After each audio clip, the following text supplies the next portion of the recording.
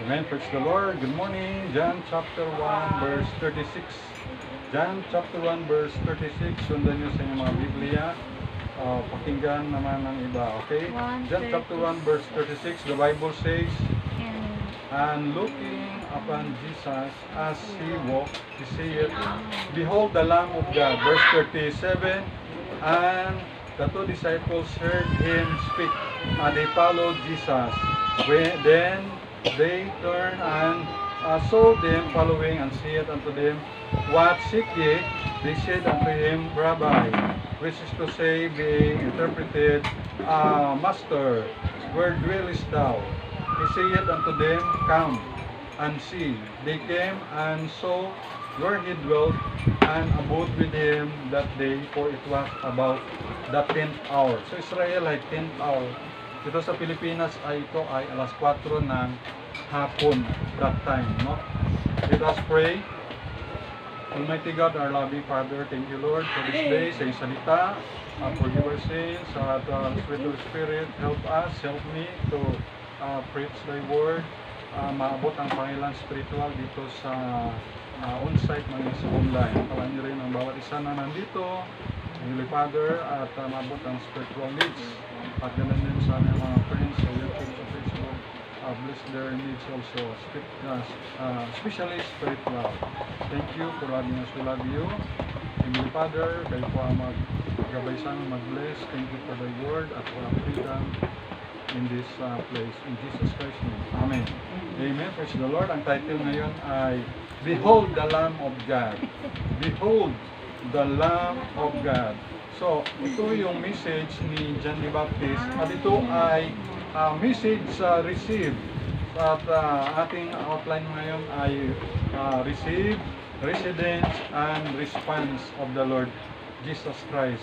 Makita natin sa John chapter 1 verse 36, and looking upon Jesus, sabi dito, as he walked, he said, behold the Lamb of God. Good thing for John, ito ang good thing kay John, na si John the Baptist ay, ang ginagawa ni John the Baptist ay looking unto Jesus. So nakita niyo yung point na si John the Baptist at tinitingnan niya looking upon Jesus. Sabi ng Bible, looking upon Jesus as he walked. So habang nagalakad si Lord Jesus, si John the Baptist ay nakatingin sa Panginoon. Hindi siya nakatingin sa mga scribes, sa mga priests, o sa mga tao, sa multitude, sa crowd. But nakapokus si John the Baptist looking upon Jesus as he walked. Amen? So sa ating buhay, ganun din dapat tayo good to imitate, to look upon Jesus. Kaya dito sa Hebrews chapter 12 verse 2, sabi sa Bible sa Hebrews chapter 12 verse number 2 ay ganito po. Hebrews chapter 12 verse number 2. Sabi ito ng Biblia, Hebrews 12 verse 2, looking unto Jesus, the author and finisher of our faith, who for the joy that was set before him endured the cross, despising the shame, and sit down at the right hand of the throne of God. So, dito tinturan naman tayo sa book of Hebrews, looking unto Jesus, the author and finisher of our faith. So, dito ay si Jesus ay yung cross dito, who for the joy that was set before him endured the cross. Kanyang daladala yung cross na old rugged cross ng Panginoong Kristo, yung bigat, yung sacrifice niya. Kaya sa atin din bilang bawat believer, follower ni Jesus Christ, ano naman ang cross na pinapasan mo? Maybe ang cross na pinapasan mo ay ayaw kang payagang sumimba. Maybe ang cross na pinapasan mo ay meron kang problema. Maybe meron kang assignment sa school, may project, may thesis. Or ang cross mo ay yung asawa mo o yung mga estudyante mo na mga gakating classes, mga pasaway na mga high schooler, junior or college. Anong mga cross mo? Or maybe yung wife mo or yung friend mo o yung kapwa manampalataya. So bawat isa sa atin ay may dinadalang cross every day of our life. Kaya dito naman, kaya doon ay despise the shame, ni walang bahala niya yung kahiyan. Yun ang sa Panginoong Hesus na buhay niya. Basta lang tayo ay bigyan ng kaligtasan to redeem us. Kaya pasalamat tayo sa Panginoon. Kaya despise the shame. And looking upon Jesus as he walked, he said, "Behold the Lamb of God." Sabi ni John the Baptist, "Behold the Lamb of God." Kaya ang message dito ni John the Baptist sa John chapter 1 verse 36, "Behold the Lamb of God." So ito, number 1, message received. So, receive. Napakinggan yung mensahe ni John the Baptist. Ang kanyang mensahe, si Jesus. Behold the Lamb of God. Hindi yung, behold the church, no? Hindi sabing, behold Peter or Mary or Andrew, no. Behold the Lamb of God. Behold Jesus Christ. Amen? Si Jesus lang ang mensahe. Hindi yung, behold the pastor, behold the church building, no. Behold Jesus. Okay?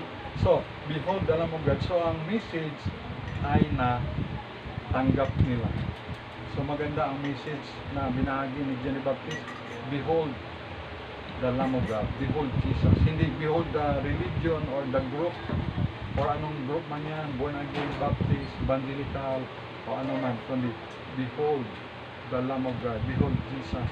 So, yun ang message reserved na-receive nila. Every true messenger of God like John the Baptist, that God sent him, pinadala siya ng Diyos, give him authority. So ang Diyos ang nagbigay ng authority kay John the Baptist. God gave authority to John the Baptist. God gave power kay John the Baptist. So power comes from God, and authority comes from God, and message come from God. So praise the Lord na ganun dapat tayo. Ang ating message ay, behold the Lamb of God. Of course, pag mayroong message na tatanggap tayo, mayroon namang messenger. So, yadji, basta matamaan mo rin pa, no? No, record. So, messenger. So, ibig sabihin, may message na nagbigay, may message na tatanggap dahil mayroong message na may nagbigay. There's a message giver. Amen? At yun ay si Lord, at then pinasan niya kay John the Baptist.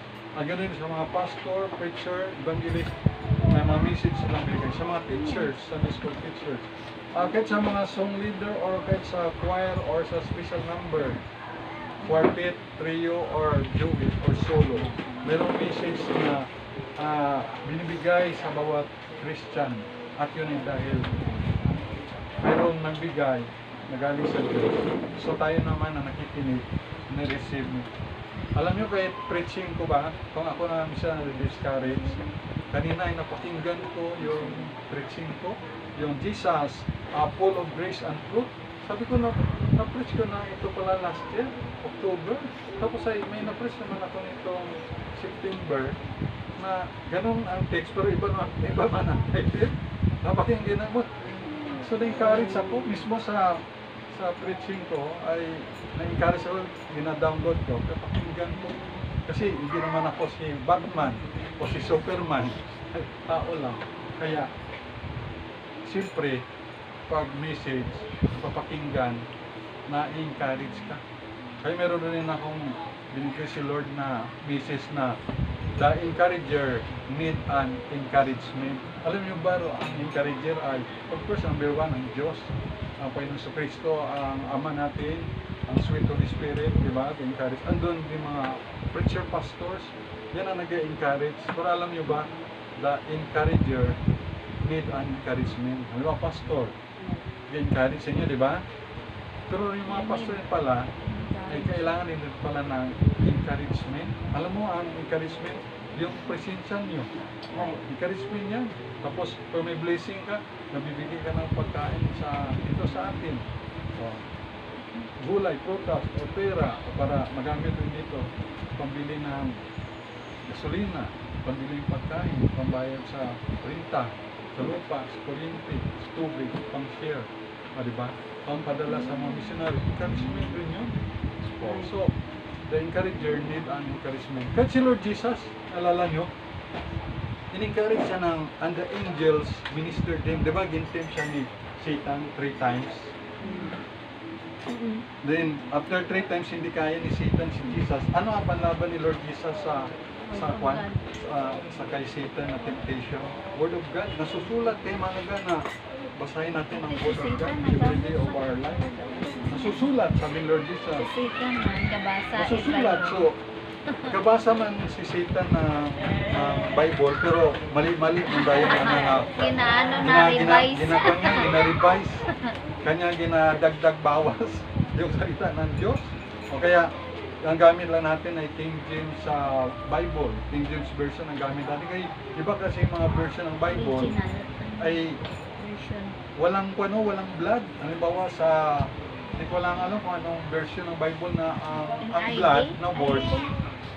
Sa NIV kaya yon o ibang version ay walang blood. Yung sa King James may blood ni Jesus, talaga na blood. Sa ibang version, walang blood, ay anemic Bible yun.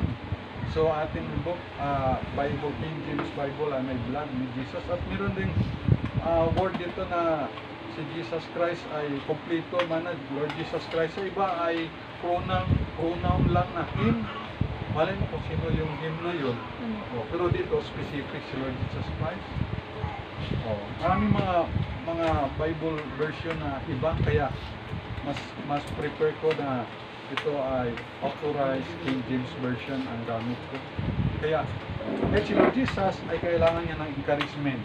Yung mga angels ministered unto him. Hindi kaya ni Satan si Lord Jesus 3 times na gintukso. Anong temptation?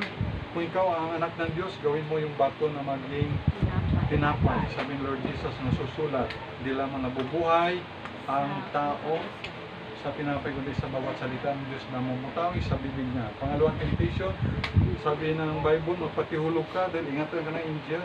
Anong sabi ni Lord Jesus? Huwag mong tuksohin ang Panginoon mong Diyos. Kung di mo kamalit yun. Pangatlong temptation, ibibigay ko sa iyo lahat. Purilon man si Satan. Ibibigay ko sa iyo lahat ang karian. Bakit niya ibibigay? Wala naman siya. Kasi lahat ito nilikha naman ng Diyos. In the beginning, God created the heaven and the earth. Sabi ng Bible, this is one. Pero sabi ni Satan, ibibigay ko sa iyo lahat yan. Iyo lamang akong sasambahin. Purilon, sinungaling talaga. Father of lies talaga si Satan. Paano yung ibibigay sa Panginoon? Wala naman siya. Di ba? Pero sabi ni Lord Jesus, huwag mong huwag mong itempt, don't tempt the Lord thy God. Sambahin mo lamang ay Panginoong Diyos, only thou shalt worship. Ang Panginoong Diyos lamang ang siyang paglingkuran. So, kailangan natin ang Word of God. So, salamat tayo sa Panginoon na kahit si Jesus, encourager, kailangan niya rin ng encouragement. So, bawat isa sa atin, nag-encourage kayo yung smile, encouragement, yung presence mo, yung blessing sharing, encouragement niya. So, bawat isa rin ay mag-encourage rin. Huwag pasaway, JJ. Para hindi ka masusian. Kasi nasusian ka. Kasi ka pasaway. Pero kung good boy ka, binilang ka ng sapatos. Diba? Ano ba yan? Sinilas? Basta binilang ka, diba? Last time. Kasi masunuri ka. Praise the Lord. So, message received. And then, dito sa verse number 2 point, dito, sa number 2 point naman dito, sa John chapter 1 verse 37, and the two disciples heard them speak and they followed Jesus. So, sumunod sila sa Panginoon Jesus. And then Jesus turned and saw them following. Nakita ni Lord Jesus na sumusunod sila. At sabi ni Jesus sa kanila, what seek ye? Ano hinahanap niyo? They said unto him, Rabbi, which is to say, being interpreted, Master, where dwellest thou? Saan ka nakatira? Panginoong Isus, saan ka nakatira? O, diba? Saan ang bahay mo? Walang bahay. Sabi ni Lord Jesus mamaya, come and see, diba? So, ito, residence. So, anong meron dun sa bahay ni Lord Jesus? Sabi ni Lord Jesus, ni Onan wala ako. Pero si JJ, Ay, JJ. ikaw lang. Pero si JJ, ang daming Onan, di ba? Ang dami nating Onan.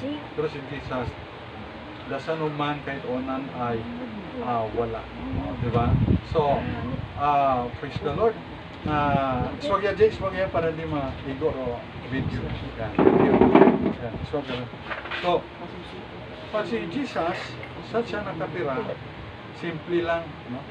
Simple lang ang tahanan niya. Diba? Simple lang ang Panginoon sa kanyang lifestyle. Siya lang ay carpenter. Carpenter ang skills ni Lord Jesus. Dahil ang kanyang foster father, si Joseph, ay carpentero. Kaya si Lord Jesus, siyempre may skills siya sa carpentry. Yan. At alam niyo ba na residence, ikaw at ako ay residence rin nakatira dito ay ang third person of the Trinity, ang Holy Spirit. Diba nakatira dito? Kaya ang dapat nakatira dito ay ang Diyos, ang Espiritu Santo. Hindi pwede dito nakatira ay sigarilyo, drugs, alak, or shabu, or ano pa, mga vices, or over sa kasi cellphone, nakatira. Diba, gabuyog ulo pag kulang sa tulog, no? Oh, nakatira. So, dapat nakatira ay ang salita ng Diyos, ang Holy Spirit. So, maganda nakatira. At alam nyo, sabi ng isang pastor nga, na sa simbahan daw, dapat tatlo yung maganda. Maganda daw yung harap ng simbahan, so sa front. At maganda rin sa harap. Maganda sa harap, Bethany Baptist Church Mission, Kalibo, Aklan, Philippines. Sa harap, maganda. And then, sa CR, dapat maganda rin yung CR. Kaya, minsan pa magdalaw kami doon sa mga estudyante namin. Ano pang-apat? Maganda preaching. Siyempre, maganda. Siyempre. Dapat gawa ka ng outline there. At pag nagbisita kami sa estudyante namin, sa participant sa Page Recibito, dati pag nagbisita ako doon, pag mag-CR, pwede kami ka-CR. Yung siyempre yung parents, punta muna doon sa CR, siyempre, linisan mo na yung CR, no? Dasing nalinisan agad. Pag may bisita mga Koreano, mga estudyante, mag-sponsor doon sa mga bata, ang simbahan ay nagiging malinis. Linis dito, pintura dito, may bisita. Kaya maganda pag may bisita. Sa compassion nagalinis yung surrounding, no? Ganun talaga ang mga Pinay, no? Kultura ng mga Pilipino. Pero doon sa Hong Kong, no? Sa Hong Kong, yung po yung mga gamit sila na lenses ay hindi na masyado maganda, luma na, at makabili ng bago, tapon na nila, no? Tapon na nila. Tapos, dali naman sa Pilipinas. O ano mang TV man, or kahit ano. Pero tayo mga Pilipino, sige tipon at tipon. Kaya minsan sa loob ng bahay, dami ng mga abubot, tambak na. Kaya mga Pinoy kasi yan ang kultura. Pero doon sa ibang bansa, lalo sa Hong Kong o Singapore, wala sila mga gamit, tapon na agad. Kaya, sabi dito ay resident. So, maganda, no? How we wish na yung tirahan ni Lord Jesus ay mapuntahan natin, no? At makita doon na napuntahan ng itong dalawang disciple na to. Originally, ito ay disciple ni John the Baptist. Ito ay si Andrew. At kung hindi ako magkamali, yung isa dito is either si Philip or si John. Pero hindi pa ito si Peter dahil hindi pa siya nasira na. Dito sa sunod na mga verses pa. Kaya dito ay sabi Come and see. So dito ay, where dwellest thou? Tinanong siya. At 2 araw, ilang araw silang nag-stay pa doon? Then dito, so residence. So, napakaganda na makita kung anong klase ang tirahan ni Lord Jesus rin. Kaya ang ating mga tirahan, maganda, malinis yung bahay, especially malinis yung ating buhay. Amen? Puso, siyempre, ang nakatira ay ang Holy Spirit at si Lord Jesus sa ating puso nakatira. So, residence. And then the last, yung response. So, kung lang tayo, receive, residence, response. Number 3, the last, yung response. Anong response dito? Sa verse 39, say it unto them. Sabi ni Lord Jesus sa kanila, kay Andrew, at kung sino kasama ni Andrew, it's either si John or si Philip, come and see. Sabi ni Jesus, come and see. So ito yung response ni Jesus. They came and saw where he dwelt. So nakita nila kung saan siya nakatira. And abode with him that day, for it was about the 10th hour. So yun na ay alas 4 na ng hapon sa Pilipinas. So praise the Lord na meron din siya ng pagkakataon na makapunta sa tahanan ni Lord Jesus. Wow! At si Lord Jesus ay Diyos yan na nakatawang tao. Kung ma-realize kung sana nila, no, bakit Diyos si Lord Jesus? Lumakad sa ibabaw ng tubig. 3 patay binuhay ni Jesus. Yung anak ni Jairus, yung si Lazaro. Sino pa yung isa na binuhay ni Jesus? Na 3, di ba? Tapos nagpakain si Lord Jesus ng 5,000. Napakain ng 4,000. Nagpalayas ng mga demonyo. Pinagaling yung 10 kitungin. And then, lumpo, bulag.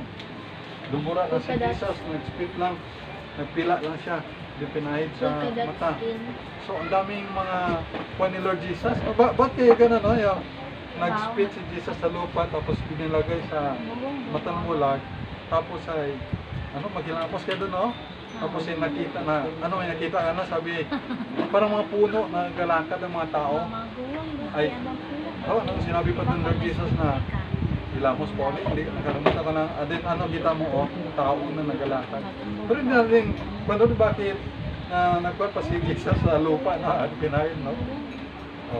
Kaya minsan ating laway ay bandin yun ng gamot. Kita mo yung pusa, aso, may mga sugat sila, yung laway nila ginadilaan. Kaya pag nag-preach ako, natasikan kayo ng laway ko ay blessing.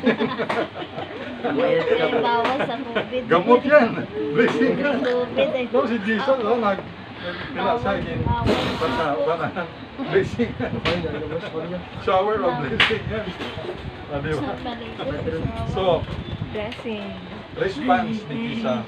Saan ba ganda no pag may nagtanong na sa text o sa message sa messenger, no? O chat. Pag nagtanong yung estudyante ko dati, reply agad ako. Yun ang natutuwa ko man kay Pastor Jerry Namblipag.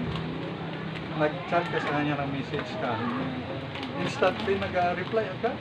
Busy yan na klaseng pastor sa mga world mission, speak engagement. Imagine, nag-preach siya mga speak engagement sa Papua New Guinea. Every week. Ilang days lang, mayroon siyang 10 preaching kagad na dapat i-prepare. Imagine, So, maganda yung response agad. Si Lord Jesus, response agad yan. Ano sabi sa Jeremiah 33 verse 3? Call unto me. Anong sagot ng Panginoon? I will answer thee. Wow! Pero minsan pag ang nagtatawag sa atin ay yung inutangan, hindi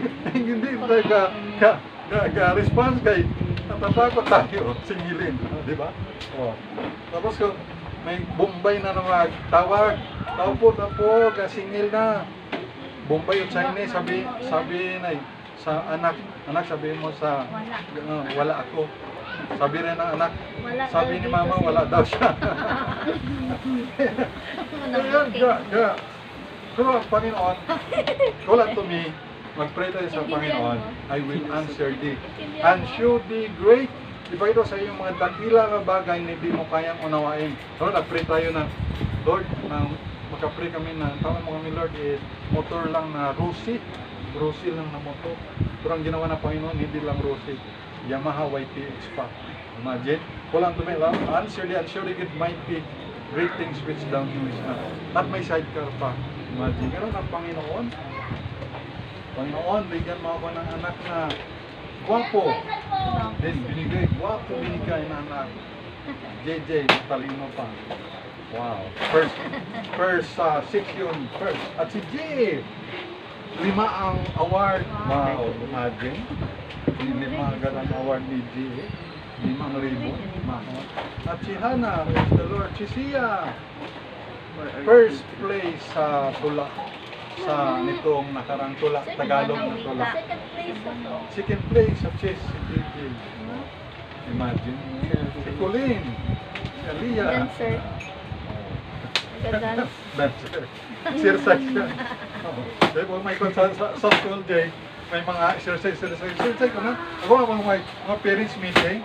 Kasi siyempre mawalang antok. May mga kan sila, may mga sayo-sayo nga kan. Ay, koy, gano'n man ako ron. O, gano'n man ako. Gano'n. So, ano siya naka-exercise man yung dugo, magising. O, gano'n man. Wala man kung ano mga sayo. Pero ako na, gakwan na ako, nag-stretching lang. Okay, siguro gano'n, ay para mabuhay at yung mga dugo. Okay? So, response. Okay, pag sa salvation, na tayo makasalanan, nag-response agad tayo. Tayo ay nagtingin ng tawad sa Panginoon na ating kasalanan, nagsisi tayo. And then, ang response rin sa gospel, na si Lord Jesus ay, Jesus Christ is namatay, nilibing, after 3 days muli nabuhay. Jesus died on the cross, buried, and after 3 days rose again. Ang ating response, we believe that. And we receive Jesus by faith in our heart as a personal Lord and Savior. So tayo binigyan ng Panginoon na blessing na tayo naging anak ng Diyos.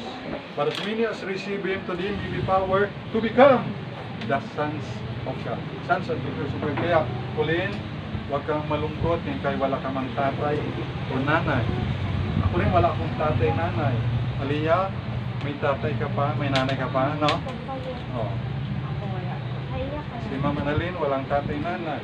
Si Nahedi, walang tatay, nanay rin. Ako tatay lang, pastor. Walang tatay. Ang nanay ko buhay. Ang Walang nanay tatay. buhay. Walang tatay. Si Ma'am Unit nga, walang tatay, hindi. Since birth? 17. Since birth, hindi na nakita Hindi ko yung nakita ang tatay. tatay niya dahil personally nakita ang tatay niya dahil fisherman yun, no? O baka nakonsilo doon sa Lunod sa laot. lancha. O nalunod yung kanilang barko, yung lansa sa pangingisda. Kaya wala siyang tatay na nakita. Pero alam niyo, praise the Lord, mayroon naman tayong tatay sa langit. Ang Diyos Ama.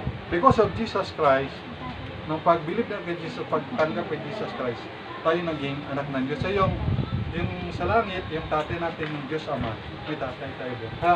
Pag tayo nalulungkot tayo, isipin na natin tayo anak ng Diyos. Wala kang pera, pray ka sa Panginoon. Panginoon, give me money. Yan ang English ko eh. Give me money, Lord, give me money. So that I can buy bread. So that I can pay my tuition fee. So that I can pay my electric bill, water bill, my loan, o ano bang mga project nyo. Kaya praise the Lord, no? So, huwag malungkot. Isipin mo lang, anak tayo ng Diyos. Okay? Alam mo yung kakalungkot nga yung buhay doon nila sa Ukraine at sa malapit doon sa Ukraine, sa Russia. Kasi nagkakasya nagkapadipad ng mga missile at dami ng mga patay. Mga babae, bata, matanda, soldier, both side. Kahit yun sa Gaza rin. Gaza, sa Palestine. Marami ring patay ng mga hostage na Israelites. Patay rin ng mga civilian na mga bata at babae sa Gaza. Kahit mga refugee camp, kahit hospital, mga building, Gaza man sa Israel. Pareho lang naman siya. No? Kaya walang walang panalo sa gera. Kaya sa China, ibiganin lang natin yung China. Kaya logi tayo. Kahit kakampi pa natin ang Amerika, layo naman ang Amerika. Sino naman dito ang bombahin? Tayo. Ay yung mga leader natin yan, yung presidente, vice president, mga senador, pag mag-gira yan, lipad yan sila pa Amerika. Mabuti sila, may aeroplano, may pera sila. Ang kawawa, ikaw at ako. Ay wala naman tayong papunta nga lang ng Manila, hanap pa tayo ng pamasahe, di ba? Eh, pa-Amerika pa kaya, hindi nga tayo makapunta sa Hong Kong. Andis na lang mapira tayo. Oh. Kaya, dapat, Sa Disneyland. no war, Disneyland. only May peace, Disneyland love of God, because God is love. So, love your neighbor, love your brethren. I-love natin yung neighbor natin mga bansa, Vietnam, China, Japan, Taiwan, love dapat. So, sino ang dahilan ng hirang away na yan? Si Satanas. Yan ang pasimuno niyan. Pero, sa Battle of Armageddon, doon na matapos na rin. It's a battle between God and Satan at ang mga bansa na niloko niya. So praise the Lord na ituloy lang natin itong message. Napakinggan, message received, at tayo rin naka-receive, at ang residence ni Lord Jesus, especially residence na hindi lamang physical kundi spiritual residence sa ating buhay, at ang ating response. Katulad ni Lord Jesus, nag-response siya, come and see, come. Ganun din dapat ang ating response sa invitation ng Word of God. Oh, at sa response niyo, alam mo sa response na Gospel Christ na ito, nabigyan mo, na response nila, thank you. Pero yung response na, okay, magsimba kami. O, diba? Iba naman response, receive kay Jesus, ito my Lord's sinner's prayer. So praise the Lord na ang response natin sa Word of God ay mabuti. Tayo ay nakakilala sa Panginoon. So, behold the Lamb of God. So yan ating message, behold the Lamb of God. Si Lord Jesus ang ating mensahe. Behold the Lamb of God. Kaya tayo nandito because of the Lord Jesus. Okay? Kaya tayo mag-pray. Almighty God, our loving Father, maraming salamat po sa salita, Lord. Thank you sa buhay ni John the Baptist na kanyang message ay na-receive ng dalawa niyang disciples, si Andrew at either si John o si Philip. And then, nag-interesado sila sa residence ni Lord Jesus kung siya nakatira. And then, salamat na mabuti ang Panginoong Jesus na ang kanyang response ay come and see. So kami rin, Panginoon, naghahanap rin kami ng katotohanan kay Lord Jesus. At salamat ang response ni Lord Jesus. Come to Jesus Christ and see. And we see the blessings sa aming buhay at aming kasalanan pinatawad at binigyan pa kami ng eternal life. So ganun din, Panginoon, ang aming prayers sa aming mga unsaved loved ones dito sa Kalibo and beyond sa buong mundo, Panginoon. Wala yung mga missionary, evangelist, pastors, mga believers in Christ, mga Christians all over the world na tapat sa inyo, Panginoon, na marami rin na mga Hindu, Muslim, Buddhist, mga atheist, masit free sa panikalaan ni Satan, and they will come to the saving knowledge of Jesus Christ. They, Lord, open their heart, especially mga leaders ng mga bansa at ang kanilang mga nasakupan, and they will hear the gospel message about the Lord Jesus Christ, kanyang death, burial, and resurrection, at ang kanyang power to change life, and then, Panginoon, to receive the free gift of eternal life by simply repenting of their sins, turning back, and receive by faith Jesus Christ into their heart as their personal Lord and Savior. That's our prayer for our loved ones at also all over the world na mga more or less 8 billion people na mga souls. We pray na sila rin ay ma-save. And we pray, Heavenly Father, na matapos na rin yung gera between Israel and Gaza, Palestine, Hezbollah, and then Hamas, maging sa Ukraine, Russia, maging Iran man, Panginoon, ang China, Taiwan. We pray, love maghari. At we pray, Panginoon, ingatan niyo rin po ang mga OFW, especially Philippines. And we pray, stop na ang war at ang love ang maghari. At ang Diyos, the Lord Jesus Christ will be in their heart to become the Prince of Peace and Savior of their souls, of their life. Thank you. Bless the message and bless our touch and offering, our giving, commitments, lupa, mission. Bless the gift and the giver. Salamat po na marami at healing kay Kirko at kay Rilantin sa kanyang heart, healing Panginoon. At kay Linlin man, healing man. At si Sia, good man, Panginoon. Nga si Maribong, si Brother Edgar, si Lini man nga. Good health, safety, protection man. Yun sa kanya, blessing financial, makabayad mo sa mga loan at we pray na yung Panginoon. Sinila ingatan sa unko. Tulungan niyo yung mga estudyante sa kanilang schooling, si Aliyah, at yun si Hannah, si JJ, si J. Panginoon, si GR, at yung mga loved ones Panginoon, at mga police, si Ricky, ganun si Julius, Pastor Napoli, Pastor Bumi, Pastor Aaron, Pastor Tiagan, Pastor Yuli, Pastor Jess, Pastor Dan, Panginoon pagpalaan ng mga kapastoran, Pastor Wilbert, Pastor Joe, Pastor Sean, Pastor Jober, Sir Nubin, at Pastor Benitez, Pastor Noel, Bigana, Pastor Cyril, bawat mga pastor Panginoon, Pastor Gerson, Pastor Salivio, Pastor Misty Panginoon, Pastor Nabli, at ang kita ni Makati Muslim Panginoon. So ito ang glory and our power, we pray, Heavenly Father, kaya rin makalab sa amin na lupa para mapatayuan ng Litany Baptist Church Mission Kalibo. Kayo po makalab ng financial at lugar na kaluban mo at pera pa na at lupa na kaluban mo na mapatayuan ng church building ng Litany Baptist Church Mission Kalibo. By faith, Panginoon, kayo naman po ang may-ari ng langit, you created the heaven and the earth. Thank you, Father, for with God all things are possible. All these things we pray and we ask in the name of our Lord and Savior Jesus Christ. Amen and amen. Thank you. God bless. Good morning.